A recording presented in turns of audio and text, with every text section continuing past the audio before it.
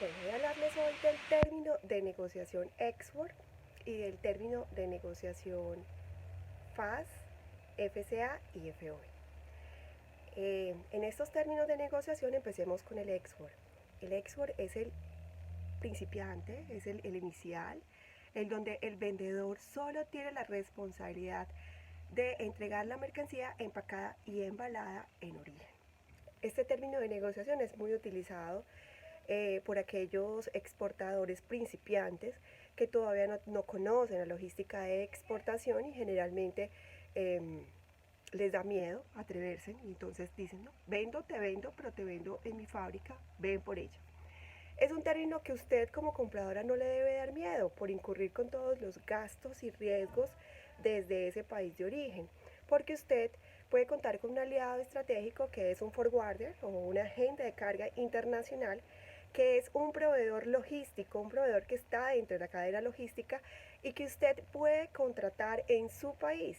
Ejemplo, estamos hablando hoy de Colombia, entonces en Colombia, en la ciudad en la que estemos ubicados, podemos conseguir un aliado, un agente de carga internacional y ojo, con la dirección de la fábrica de mi vendedor o donde me vaya a entregar el vendedor, con esa dirección el embarcador me va a cotizar un recargo que se llama pick-up, que ese pick-up es que el flete interno en ese país de origen.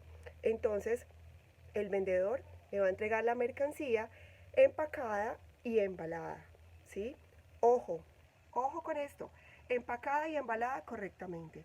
Entonces debemos también informarle al vendedor que, por ejemplo, si va a exportar en estivas de madera, esa estiva debe estar certificada, debe haber sido tratada para control de plagas, porque es la norma NIF 15 nos lo exige, ¿sí? Para que no tengamos problema, porque luego el embarcador simplemente nos llama y nos dice, entregaron la carga, pero la entregaron sin el embalaje fumigado o tratado, no está certificado, todas las estivas certificadas tienen un sello y no está certificada, por ende vamos a tener que volver a embalar, te cobran una estiva y te cobran el servicio y luego se va a volver como un problema ahí de pronto con el vendedor, entonces es mejor aclararle desde un principio. Es un término de negociación que puedes utilizar entonces, como lo venía diciendo, un forwarder se encarga del transporte allá en origen, simplemente le dice la dirección y él va porque él tiene aliados en ese otro país o tiene una empresa filial en ese país. Él recoge la carga, hace todo el proceso de aduana de exportación en ese país y ofrece el transporte internacional. ¿Listo? Para el término FCA es un término multimodal, es un término que se puede utilizar para cualquier modo de transporte y en este término de negociación a mí me parece excelente, de verdad, lo utilizo mucho y ese término de negociación el vendedor puede entregar la carga en origen en un lugar pactado.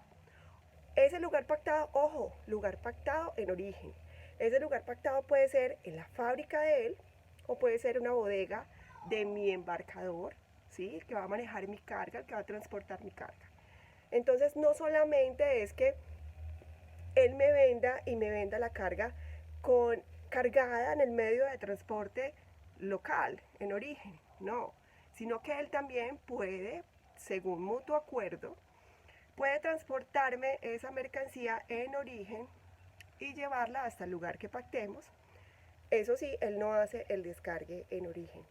El comprador va a incurrir con todo el resto de gastos, de costos y de riesgos. ¿Cuáles son? El descargue del camión cuando llegue allá a origen, ¿sí? Los gastos en origen portuarios o de bodegaje, dependiendo del transporte que vas a utilizar, el transporte internacional, el seguro internacional, gastos en destino portuarios o de bodegajes, de depósitos, luego la aduana de importación, transporte nacional, local y descargue. El otro término de negociación es el término FAS. El FAS es un término de negociación donde el vendedor está en la responsabilidad de entregar la mercancía al costado del buque. Ese es un término de negociación solamente para transporte marítimo y vías navegables.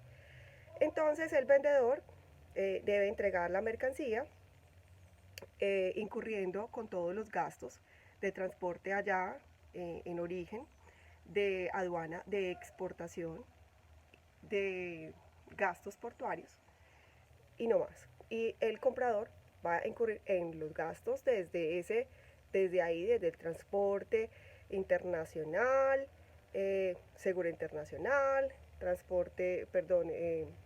gastos portuarios en destino, transporte en destino, aduana de nacionalización.